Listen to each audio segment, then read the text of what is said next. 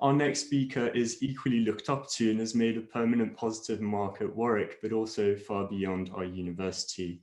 This speaker is the economics and social science expert, Professor Andrew Oswold. Dr. Andrew Oswold is Professor of Economics and Behavioural Science at the University of Warwick. He joined the university in 1996 from the London School of Economics and has previously held posts at Oxford, but also across the US, Switzerland, and Germany. His research is principally on quantitative social science. He has published on a range of fields, but at present, Professor Oswald's most vivid curiosity lies in the question, what makes us happy? Considering the relevance of his work, it doesn't surprise that Professor Oswold is an ISI highly cited researcher and serves on the board of editors of the journal Science. Today, Dr. Oswold shares key insights about status seeking in modern society and its importance in human happiness. You can submit your questions using the Slido link sent in the chat at any point in the talk. Without further ado, it is our honor to invite Professor Andrew Oswold to the virtual stage. So if you'd like to share your screen now. Well, thank you very much for the kind invitation. It's always a pleasure to talk at this summit meeting. And you may have stopped me from screen sharing just at the moment. I don't know whether you know. That looks hopeful.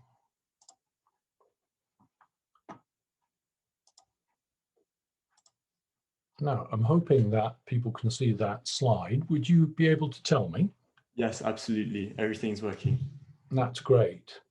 Well, you can see from the slide that I'm interested in what one might call status seeking in the modern world. And in particular, I'm interested and have been for a long time in what we might think of as the influence of relative comparisons and the demand for rank and status, what that does to the individual, and how at the social level we might deal with what in some sense is natural, but also is potentially a problem en masse in a society.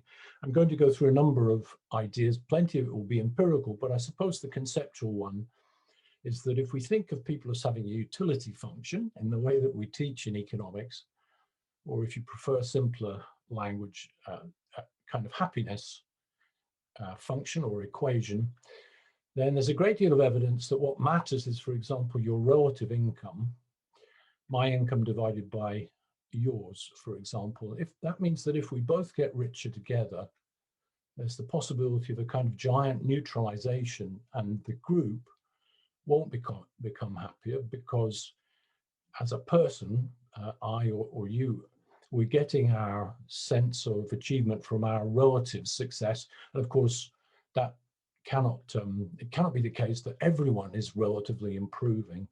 But let me start with a down-to-earth example. Maybe you're an investor.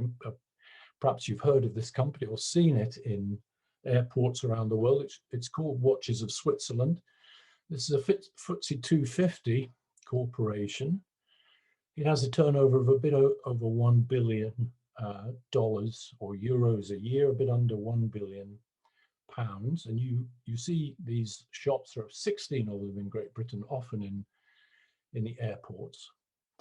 If you are interested, the share price for Watches of Switzerland has trebled over the last 12 months. This has been a good investment. And you might think that is paradoxical because, of course, this company sells very, very specialized watches. And this has been a pretty awful period. So you might view this as a paradox, but if you've been an investor, of course, you've enjoyed the last year. If we go to the website of Watches of Switzerland, you'll find there are about 1,800 men's watches for sale. And I'm going to take you through some of these watches to make a much broader point, but I think in this case it's useful to have a specific example. If we go onto the Watches of Switzerland website and order by price, you know how these days you can order from low to high or high to low or all sorts of other things. The most expensive watch out of the 1,800 watches is about £460,000 for this man's watch. And I was going to show you a photograph of it, but since last week when I found this website, That watch has already been sold in the last week for a little bit under £500,000. If we go down to the 10th most expensive out of 1,800 watches, then we have a comparative bargain, I suppose you might say, at £225,000 for this watch. I suppose it's an interesting looking thing, but what occurs to me, and maybe you, is that I could buy a reasonably nice small apartment close to Warwick University for £225,000. As social scientists and economists, we need to come to understand that. Let's go to the 100th most expensive out of 1,800 watches. I don't know whether you can guess. Is this down at £250 by now? Well, the answer is it's not. You can get this for about the price of a pretty nice car, £33,000. And if you can see, it has the intriguing feature that it's not even symmetric around the strap. I don't entirely understand that, but that's the 100th. So we go down to the 200th most expensive watch. This is £20,000. So I'd like to show you, ladies and gentlemen, my watch, which I think is pretty much the same, wouldn't you say? But I got my watch for €200. Anyway, this one is is £20,000. Let's go down to the average watch sold by this group of stores. The 900th, the median watch, is £5,000. I view these as remarkable facts, and one reason is the following. This will be known to all of you, but I'm not sure how much it goes through the minds of the purchasers of watches.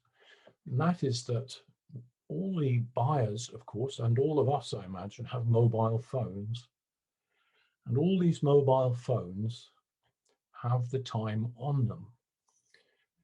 So an economist would argue that there's no point in these watches, especially for men who essentially don't wear jewelry in Western society. And yet, as a simple set of facts, these watches do sell for prices that you might view, and I do view, as remarkable. So how on earth do we come to terms with that as economists, behavioral scientists, and other kinds of social scientists? How about another market? There's a thriving market in number plates in this country, and probably in lots of other countries. The Department for Vehicles in this country, DVLA, has made an enormous amount of money out of selling number plates for the last 30 years. The government sells them directly, and then they're resold. And these are some of the expensive number plates that have been sold at auction. For some reason, £500,000 was paid for 250 or 250. It's probably 250. I don't entirely understand that. You can probably guess why RR1 is prized, although you may feel that your credit card is not up to £472,000 for that piece of yellow and black plastic. And bottom right, if you're a Chelsea fan, you may like to know that VIP1, which sold for a bit short of £300,000, is owned by someone called Roman Abramovich. The only way to make sense of this kind of fact in society, people paying large sums of money for things that don't have any function, are not useful to a Martian visitor who simply observed the world and thought about functionality. The only way to make sense of that is, of course, to recognize that human beings care a great deal about their relative position. And that's, of course, what this talk is about. Many distinguished economists have written about that for at least 100 years, or actually more than that. So I think that we need to, in the modern world especially, come to terms with this and recognize that people have what we might call keeping up desires. In many cases, this is heavily subconscious. I don't think most individuals buying these watches or these number plates think hard about themselves as keeping up with the Joneses, or presumably don't think too hard about this being in some sense a waste of money. They clearly don't think that. But there is a paradox here. In 1930, a man called Bertrand Russell, a famous philosopher and mathematician, said something I think pretty sensible. Of all the characteristics of human nature, envy is the most unfortunate. That's because the envious person wishes to inflict misfortune. The Germans would call it Schadenfreude, and he or she is made unhappy, Russell argued, by the envy itself. And the bottom line, which I think is intriguing, from Bertrand Russell is, whoever wishes to increase human happiness must diminish envy. That was written getting on for 100 years ago. I'm going to make some suggestions about how we might do that and about the other implications. Going right to the end of science, we come to modern brain science, and I'd like to encourage you to read a paper in the Journal of Public Economics, if you never have, and you probably haven't, by Thomas Doman, a very good economist in Bonn, Armin Falk, also in Bonn, and colleagues. What they did in Bonn, I've been in this lab, I worked in Bonn for a year or two. Armin and his colleagues had the idea of putting side by side two brain scanners. And they put, I think it was students in two students, one into each of these. And the idea of the experiment was very simple. They measure your brain while I'm in the other scanner and I'm being given more money, and you're told that I'm getting more money. That's the experiment. So what happens in your brain, that's what the researchers were interested in, as you learn that Andrew in the parallel scanner is being given more and more cash and you're not. Here's a pithy sentence from the paper in the Journal of Public Economics. There was a longer one in the famous journal Science. The mere fact of outperforming the other subject, the other person, improved the reward-related brain areas for you. This is all about the flow of blood to the reward areas of your brain. It's called the bold signal. And for those who favor some technical equations, these are blood oxygenation equations taken from the brain. This is three equations. So you can think of this as a kind of happiness equation. It's clearly not that literally because nobody's being asked anything, but this is a blood flow to the, what we might think of very loosely as the happy area of your brain. And in particular, I want to draw your attention to these equations. There are three here, it should be read vertically. And the numbers here are the sizes of the effects. So 0.327, that's positive. As my income rises, then I get a greater flow of blood to the reward areas of my brain. And as your income, you're the other person in the other scanner, as you get more income, then if you see below the minus 0.353, the minus 0.353, that is the blood draining away from the reward areas of my brain as you get more cash. Now, I'm particularly interested to compare 0.327, the top right coefficient, to minus 0.353, the second coefficient. And you can see they're almost equal and opposite. This is a relative income effect, not garnered through asking people anything or studying the choices that they make. This relative income effect comes right out of the blood flow inside these people's brains. Now, the relative income effect, of course, has been found in lots of other ways, and I've had a hand in some of this kind of research. In a nutshell, we take large data sets on people, random samples, we measure how happy they feel. I'm using language loosely here. We estimate a happiness equation, controlling for, in the jargon, all the things that seem to shape human happiness. And a key role there is played by relative income. People like being richer, that comes out of happiness equations. But what they really seem to enjoy is being richer than other people like them. This is what we see, just consistent with the brain science in the lab in the University of Bonn. Inside your brain, you're just hoping to be high up a monkey pack. And that's rather natural if we think of evolutionary science. There's no great mystery there, I would say, but it's something that economists and social scientists, finance ministers, prime ministers have to face up to more than they have done. Why would that matter to a whole country? Well, one reason is that relative status objectives, the fact I care about the Joneses, I'm keeping my eye on the Joneses, that tends to produce a lot of emulation, imitative behavior that we might want to call herd behavior. And when I look at the world, I don't know what you think, ladies and gentlemen, I seem to see herd behavior wherever I glance, including, of course, in social media, on television, in the motorways around the University of Warwick and so on. We see many, many different kinds of herding. I'm not sure it's sensible to be critical of the individual person, though some people would be, because I view this as bred into us by evolution. The only reason I'm here is that I had a highly competitive, presumably great-great-great-great-great-great-grandfather and grandmother, and somehow or other they survived in the competitive jungle.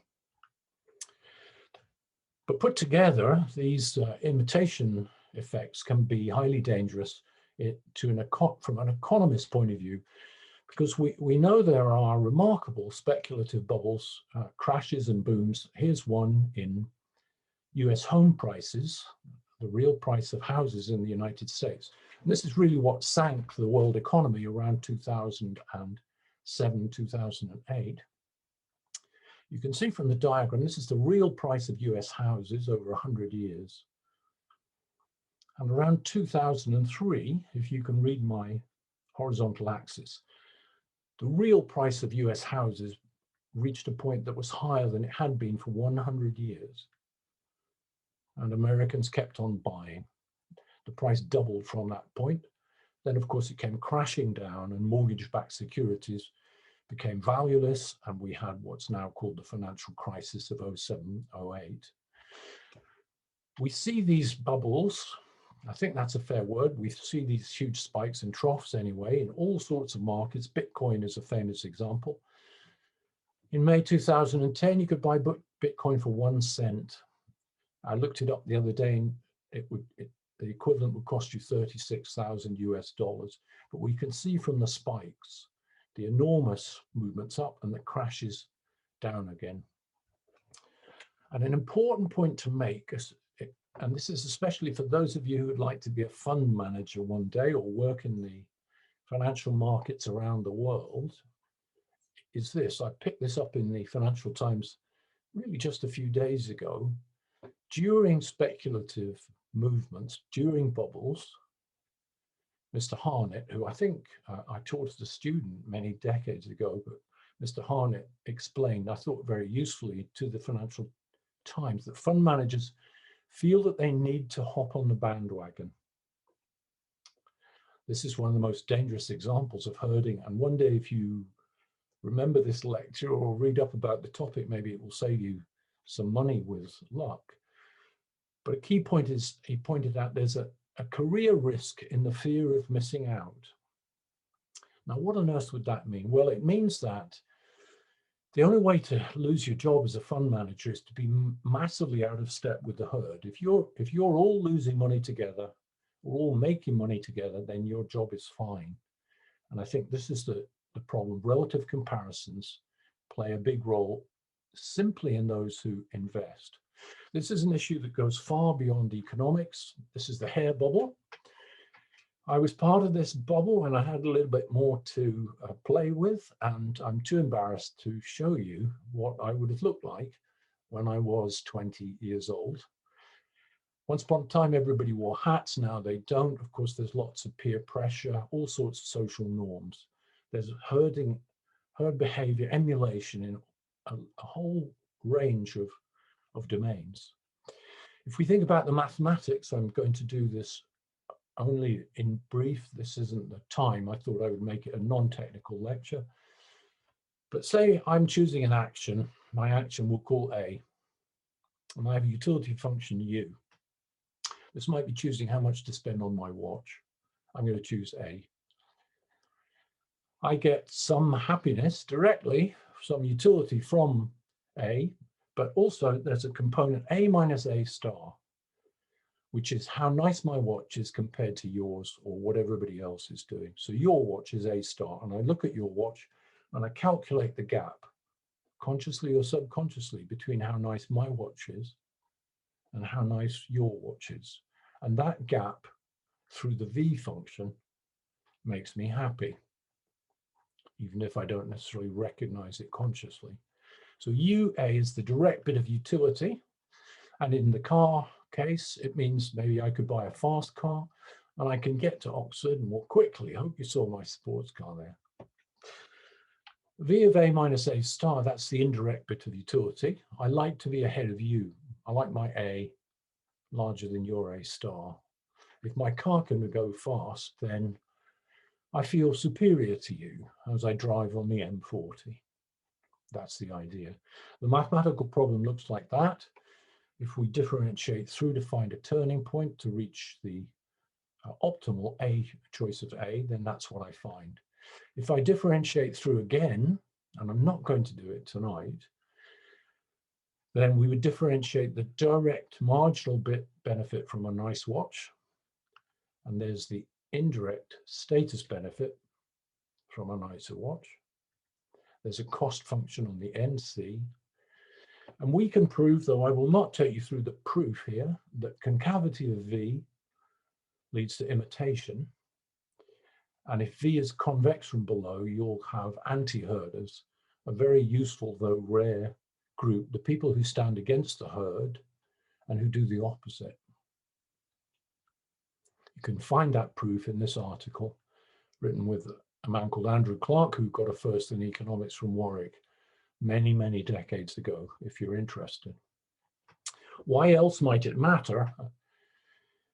Well, in this case, it's even more important, I think, because it concerns the happiness of a whole nation. Something called the Easterlin Paradox, I would like you to know if you don't already.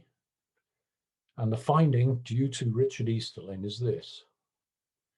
If you look through time in the Western countries, the industrialized nations, but not just those, in fact, there's no evidence that GDP growth is making a country happier. I think if that is so important, ladies and gentlemen, I'm going to take the liberty of saying it again. The Easterlin Paradox is that if you look at the actual data, there's no evidence that rising GDP in an already rich country makes the nation any happier. This is not something Boris Johnson grasps, or Joe Biden, I imagine, or many, many others. And they probably won't grasp it completely in my lifetime, but I'm going to leave it to you to get them to pay attention to the evidence. This is Richard, still going strong in California. And this was the very first question that researchers like him used, and I've worked with. The first time I saw this in a questionnaire, in a survey, I thought there was no way this was going to give us interesting results, ladies and gentlemen. How do you feel? Would you say you're very happy, pretty happy, or not too happy? In fact, we now know, after many decades with much more complicated ways of measuring well-being, that the patterns that come out of this elementary question work fine. And if you don't know this diagram, and most Americans do not, I hope you find it interesting.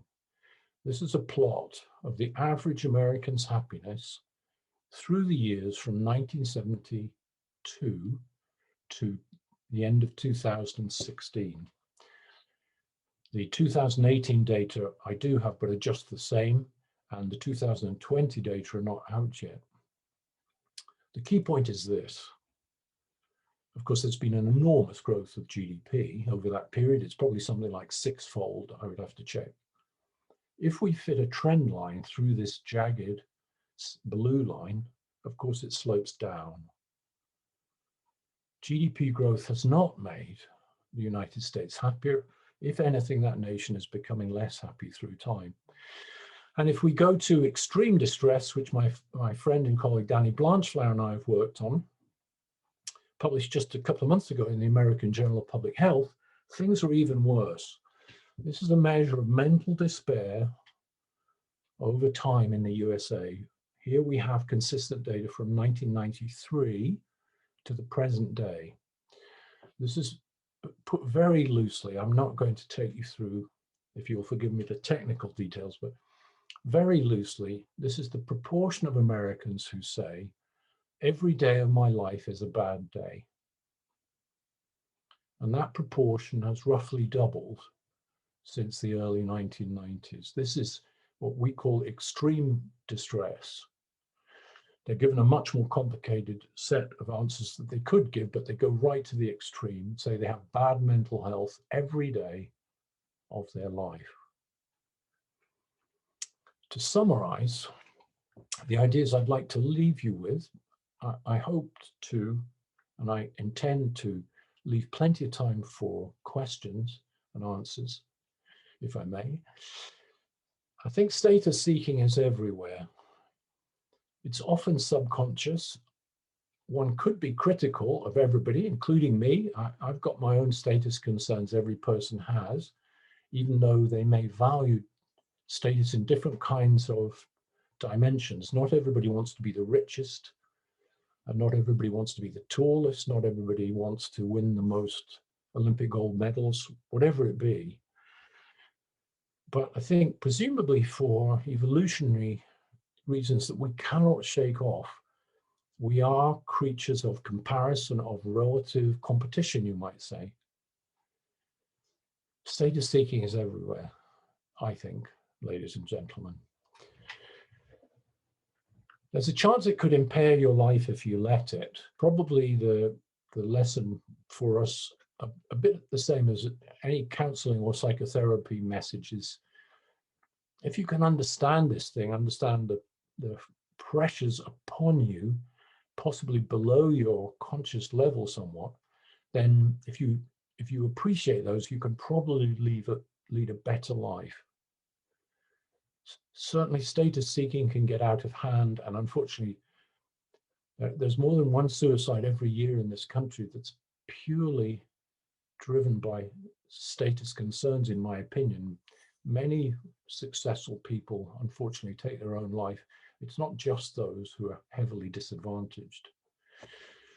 Status seeking is probably driven by relative feelings that are rooted in biology. Now, why does all this matter? One reason is the Easterlin Paradox. It's, despite what politicians say and probably believe, for all I know, modern society is not getting happier. There's very little evidence for that. On many measures, mental health is growing worse, actually.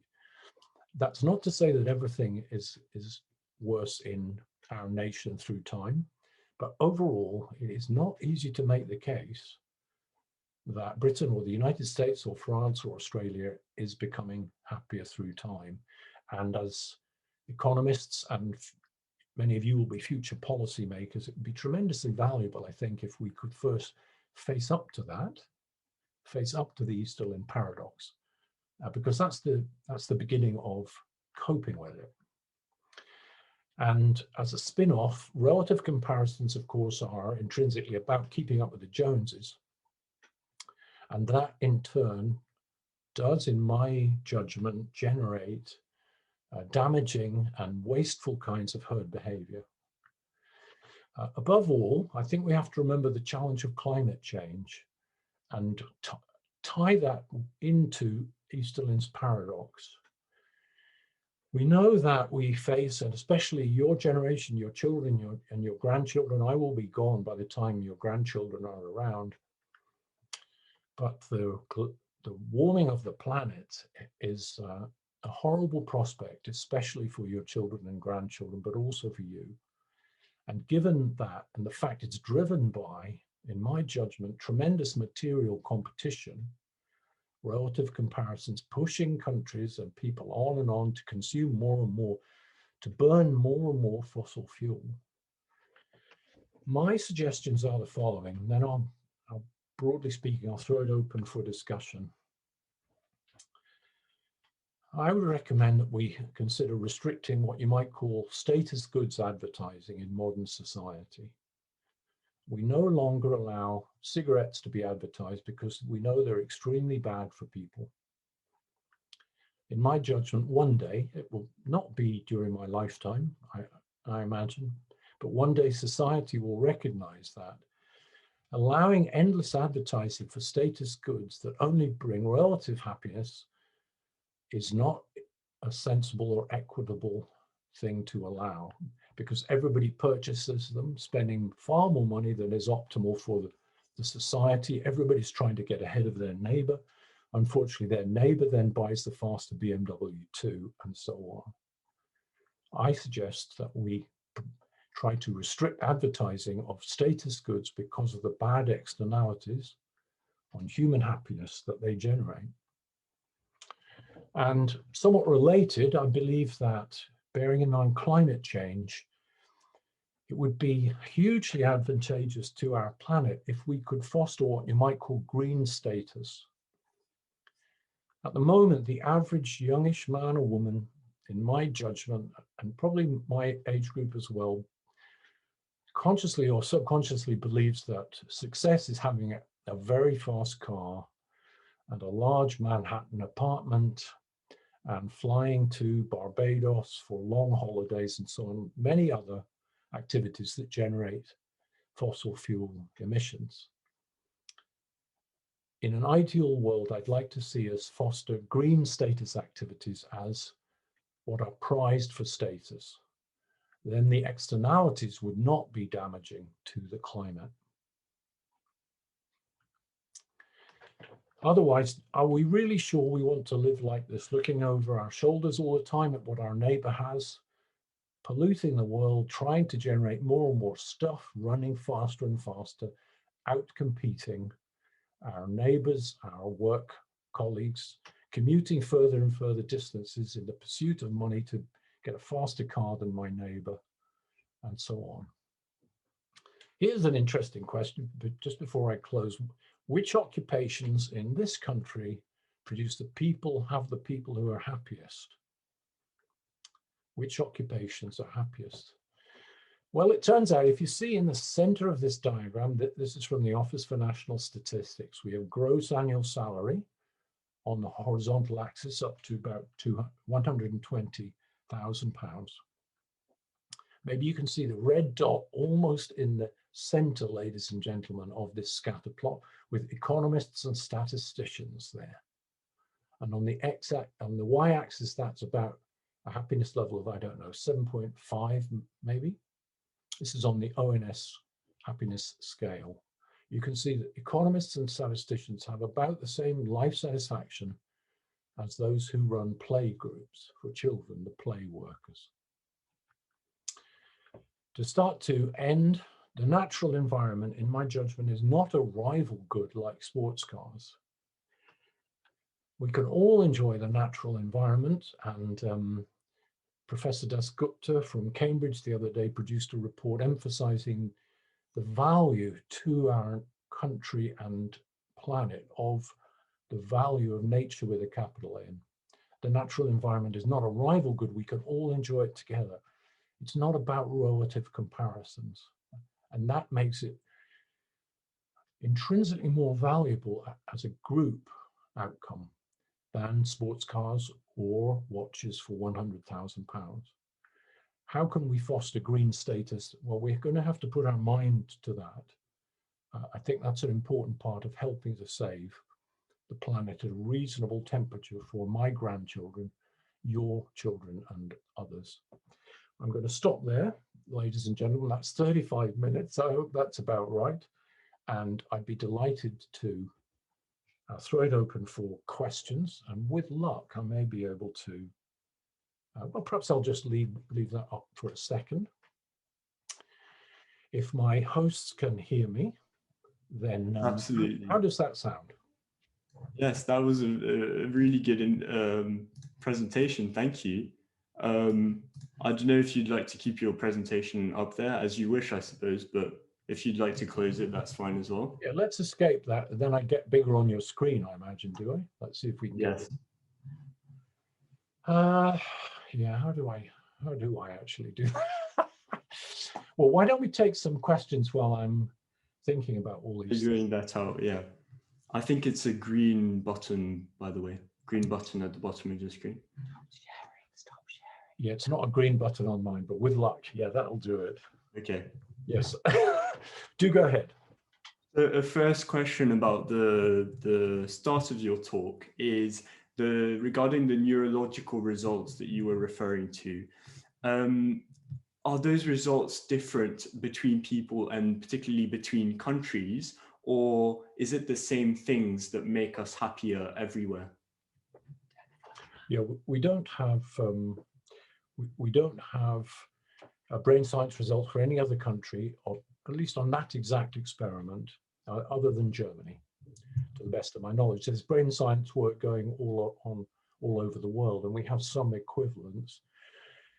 I would point to the econometric evidence to give the answer that yes, roughly speaking, the same sorts of things make us happy all over the world. Probably one shouldn't be surprised. I mean, I'm not that much different from an Indonesian or an American or a Russian and so on. More technically, if you give me a data set, say of 50,000 people with all their demographic information, their income information and so on, and you don't tell me what country it's from, if I estimate happiness equations, I won't be able to tell. In other words, that the coefficients in a well-being equation for people, they're very similar across the world. In other words, there's a very stable happiness equation, you might say. I know it sounds odd language. Okay. Well, thank you for that. Yeah. I'm sure we should conduct research around the world on this topic, probably. So another question, I think your examples of the watches earlier, I think they gathered a lot of attention. So one attendee is wondering, how do you think status seeking could have contributed to the current market bubbles, for instance, in retail trading? Well, as I implied, it's intrinsic in humans that we're doing comparing all the time. And the mathematics I've worked through suggests that for a large class of what we might call utility functions, I'm going to emulate others. When they start to do something more, it's rational for me to do the same thing more. So we get herding or emulation. Now, all that's very true in anything to do with trading, as I implied, because the dangerous thing for any kind of trader is to miss out on the speculative rises, the bubbles going up. It's rational to buy together, even if the herd is wrong. That's the safe thing to do, because I can never lose my job for example, in the Google kind of share boom, in the dot-com bubble decades ago, the price of Google shares shot up. Now, lots of people said this company has never turned $1, which was true at the time. Then the share price came crashing right down. But the only analysts to lose their jobs were those who'd called against the trend. All the people who went with the herd were safe, because it's very hard for you to be sacked by your clients if all the other fund managers are doing the same thing. That's intrinsically bad, because it's going to mean a kind of boost to the upward movement and a boost to the downward movement. They're going to jump on the bandwagon. You remember Mr. Harnett's quote from the FT, it's a career risk to stand against the herd. So that's how I'd answer this perfectly good question about that particular bubble. Thank you very much. Another question, I think there must be several Warwick students in the public, because they are suggesting that your recent research suggests that having children might make us less happy. And if you can confirm that, do you think having children is related to status seeking? Is this to discourage my Warwick students from having children in the future, I wonder. I'd say the balance of the evidence is that children don't make you happy and they don't make you unhappy. For the typical person, it's a 0. Although this question has garnered quite a bit of attention, and I've had colleagues who are shouted at or have been shouted at on radio and television for saying these things, parents don't like to hear it. I think it's a 0, and probably that's because the people who like children have them, and the people who don't like children don't have them. So that the ones without children can go on more skiing holidays, and that makes them cheery. And the ones who like children can go to the swing park, and that makes them cheery. So you probably need to decide for yourself. But on average, parents are not happier, in my judgment, looking at the data, nor less happy. Children are a 0. Grandchildren, by the way, are a positive. I have 4. I recommend that. And the best bit of advice I can give my Warwick students and anyone else is skip the children, go straight to the grandchildren. If only that were possible, would be nice. Another question about the Easterlin Paradox. Are there any academic counter-arguments against the Easterlin Paradox that you find convincing? On balance, not that I find convincing, but yes, many people don't believe the Easterlin Paradox. Probably the typical economist does not. However, the typical economist does not examine the evidence either. Probably the best attack, if that would be the way to put it, on the Easterlin Paradox is by Justin Wolfers and Betsy Stevenson, but both who work in the United States. This isn't the moment to go into technical discussions of that, so I'll simply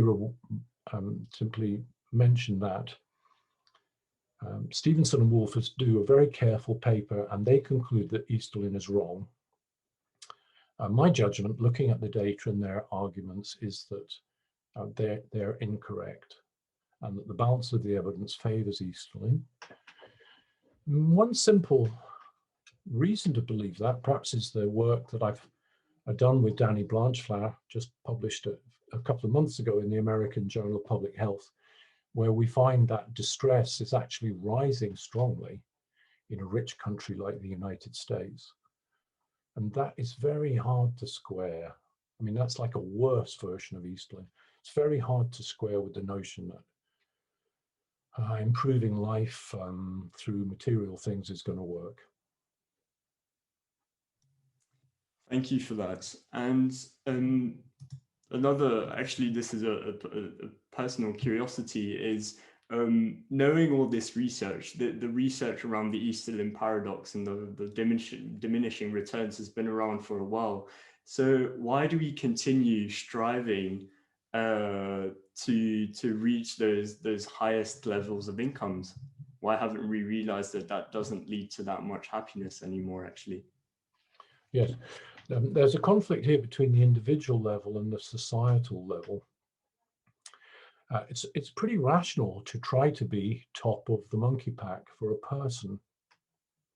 I do become happier in general if I become more successful than the other economists in the world, get paid more than other people in the world, have more beautiful clothes, bigger houses, and so on.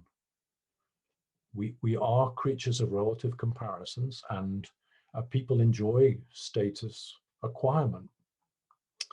The problem is, of course, that it can get out of hand in somebody's mind. The importance of it can get out of kilter in my mind. But the real issues are societal. The herd behavior is dangerous, the imitation, and the simple fact is that if we all get richer together and strive harder, work longer, then we don't become happier as a group. We may well become less happy as a group because we're competing too much. If we concentrated on improving nature, combating climate change and so on, caring about our butterflies and so on, I do think that's the way for a society to become happier, not trying to get faster and faster cars or flashier watches than my neighbor, because my neighbor's going to get them soon anyway. Thank you. So with that answer in mind, I think that some people in the Slido were wondering, so the richest people in the world today, the billionaires, like Bill Gates, for instance, do you think people like him have realized that even more profits actually won't lead to that much happiness for them, and that's why they turn to philanthropy and more more social matters? Okay, that's a good question. It's a shame we don't have Mr. Gates here to answer that. Certainly common sense tells us, and we teach this in micro theory, and it's true in happiness equations, that there is diminishing marginal utility of income. There is a flattening as you go up. One good study by Mike Norton, a very nice guy who works at Harvard Business School, a clever man, who he showed me recently, he compared the happiness of millionaires of different wealth levels, but they're all millionaires. And sure enough, what you might call the big millionaires were slightly happier than the small millionaires. But there's not too much in it up there. So I imagine that Bill Gates would say he really enjoyed his first 10 million, and after that, it didn't seem to make so much difference. Now, on philanthropy, we have good evidence, including causal experimental evidence, that being generous to others does seem to make people happier. In experiments where people are induced to be charitable, those individuals becoming more altruistic, let's say, they actually increase their happiness. So there are two effects here. Your extra billion is not doing much, probably nothing, and giving away money is valuable psychologically. Thank you. All right, so we have one more question here about your last argument about maybe we should restrict the advertisement of the advertising of status goods. So this person wonders, rather than restricting status goods advertising, wouldn't it be more practical to do something about the social media influencers and the brands that are endorsing them? Yeah, that's a great question. It's a tremendous idea. I do think we're going to have to tackle that. I imagine the people watching me speak are much more familiar with the ins and outs of that world than I am. I do not follow myself on social media and so on. I don't feel those pressures like the typical younger person. But of course, I completely understand that that's a big part of the world especially for younger adults. And having looked at the research evidence and spoken to people, I imagine we're going to have to do some kind of restriction there. I think there's growing evidence that the comparisons going on social media, your listeners and watchers, they'll know more about the nitty-gritty of this than I do, but the research evidence suggests that this is probably doing us more harm than good. Thank you very much. Now, a little parallel with someone who was on this stage earlier today. So Esko Aho he's a former Finnish prime minister, and he was on the platform today. And the interviewer asked him if Finnish people feel happy, basically alluding to the fact that the Finnish usually rank very high in the World Happiness Report. And he said, actually, Finns wouldn't necessarily agree with that or don't see themselves as being particularly happy. And I can actually see myself in that comment a little bit. I'm from Norway. I'm calling from Oslo right now. And when I walk around the street, it seems that everyone has a grin on their face. So do you think the indices are inaccurate, or is it a fact that Scandinavians are happier than others? Yeah, I've done quite a bit of work on this and been on Danish television and had presentations in Finland and so on. It's very hard to know when you do cross-country comparisons, but I'd say the balance of the evidence is that these patterns are believable. there's been quite a bit of scientific work, including by my colleagues and me, trying to evaluate whether we can literally weigh up the answers of a Finn compared to the answers of a Brit, an Australian, a citizen of China, and so on. And I'm inclined to think that we can. I can't give you the technical details of how those validation checks have been done. But one simple thing that I have published, is a correlation between happiness answers across European countries and high blood pressure readings across those countries. If we take higher blood pressure as a sign of mental strain, which seems a reasonable thing to do, then you find there is a correlation in the sensible direction. That is that happier nations have better blood pressure readings. Blood pressure, of course, is objectively measured. There are other reasons to believe that. I won't go into them, but I think if you're from Finland, you're a relatively blessed man. And the Brits are not too bad either. So bouncing on a different topic, more related to Britain this time. So recently in the UK, you might have heard of the Movember movement. Yes, sure. And that was about raising money for men's mental health. So I've had people around me suggest that British men today are less happy than British females. Would you agree with that statement? And what are some of the reasons that may be true or that may not be true? Yeah, the data do suggest all over the industrialized world that men tend to report slightly lower happiness levels than women, especially ceteris paribus. That is, if we look at the full equation at the coefficients and we do a comparison on the dummy variable on gender.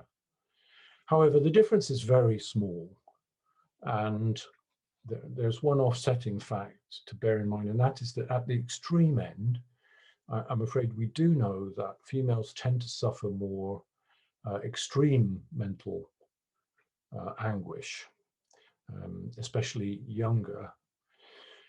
However, in general, women report slightly higher happiness scores than men, though I wouldn't make much of it because the gap is tiny. Okay, thank you. And again, I'm just going into different topics here.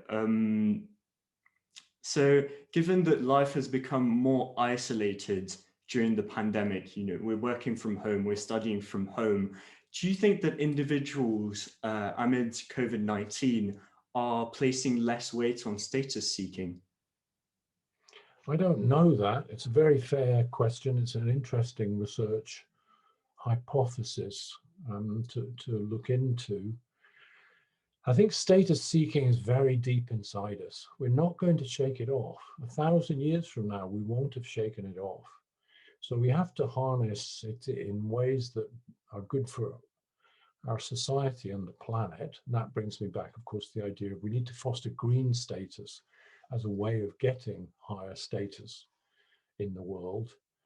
It's an interesting issue about what the lockdown has done.